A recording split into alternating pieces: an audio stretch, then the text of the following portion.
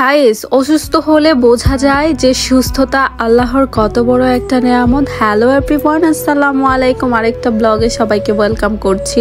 দেখতেই পারছেন অনেক বাজার করে নিয়ে এসেছে। এগুলো এখন আমি গুছাবো আস্তে আস্তে, কারণ আমি একটু সিক, মানে একটু কি যে আমার জ্বর এসেছে, ঠান্ডা লেগে গেছে, মানে কি বলবো, কথাই বলতে পারছি না এরকম। তো ঠান্ডা লাগলে কি হয় যে সর্বপ্রথমে আমার গলা ব্যথা দেখা দেয়, আর গলা ব্যথা হলে কিন্তু কথা বলতেও একদম ইচ্ছে করে না। আর আমি সবসময় সরিষার তেলটা আমার বাসায় রাখার চেষ্টা করি।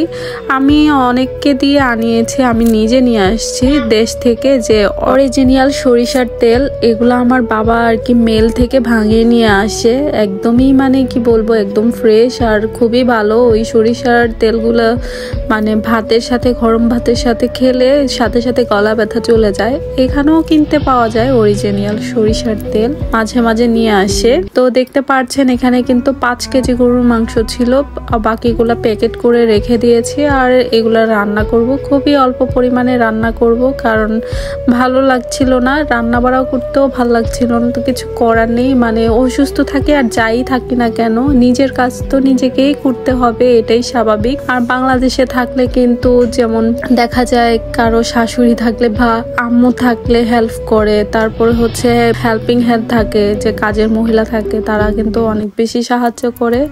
তো যাই হোক, তো এখানে তো কাজের মানুষ নেই, তো কিছু করারও নেই। আর এখানে দেখতে পাচ্ছেন শীত চলে যাচ্ছে, শীতের পিঠা খাওয়া হচ্ছে না, তাকে হয় বলেন তো, কিনে নিয়ে আসছে আমার জন্য। তো এই দেখতে পাচ্ছেন যে এখানে শুটকির ভর্তা আছে, আর হচ্ছে চিতই পিঠা, এগুলো ওভেনে দিয়ে গরম করে নিব। ওই দিন আমার জন্য ভাপা পিঠা নিয়ে আসছিল, তো আমি চিতই পিঠা খেতে চেয়েছি, সে আমার জন্য চিতই পিঠাও নিয়ে আসছে। ভাবা যায় বলেন তো, প্রিয় মানুষ একেই বলে যে আপনি মানে কিছু খেতে চাইবেন, সেটা সে সাথে সাথে এনে দিবে। তো এখন আমি ওভেনে দিয়ে গরম করে নিব, কারণ ঠান্ডা ছিল হালকা, তো এর জন্য গরম করে নিচ্ছি। আর চিতই পিঠা জাতীয় খাবার কিন্তু গরম করে খেলে অনেক বেশি ভালো লাগে। শরীর অসুস্থ থাকলে কিছুই ভালো লাগে না, আর ঠান্ডা লাগলে মনে হয় যেন কোনো খাবারের স্বাদ, কোনো কিছু পাওয়া যায় না, এরকম একটা মনে হয়, নাক দিয়েও কোনো স্মেল পাওয়া যায় না। তো যাই হোক, তো সরিষার ভর্তা খেলেও কিন্তু ঠান্ডা কমে যায়, কিন্তু অনেক বেশি ঝাঁজ থাকে। মাঝে মাঝে আমি সরিষার তরকারি রান্না করার চেষ্টা করি যদি ঠান্ডা লাগে। তো এখানে দেখতে পাচ্ছেন চিকেন রান্না করব, যেহেতু এই জন্য চিকেনটাকে মেখে একবারে রান্না বসিয়ে দেব। জ্বর আসলে, ঠান্ডা লাগলে মুখ কিন্তু একদম তেতো হয়ে থাকে, কিচ্ছু খেতে ইচ্ছে করে না, মানে টক জাতীয় খাবার হলে ওই সময় ভালো লাগে। আর এমনি কোনো স্মেল পাওয়া যায় না, খাবার খেতেও ভালো লাগে না। এখানে দেখতে পাচ্ছেন বিরিয়ানি নিয়েছি খাওয়ার জন্য।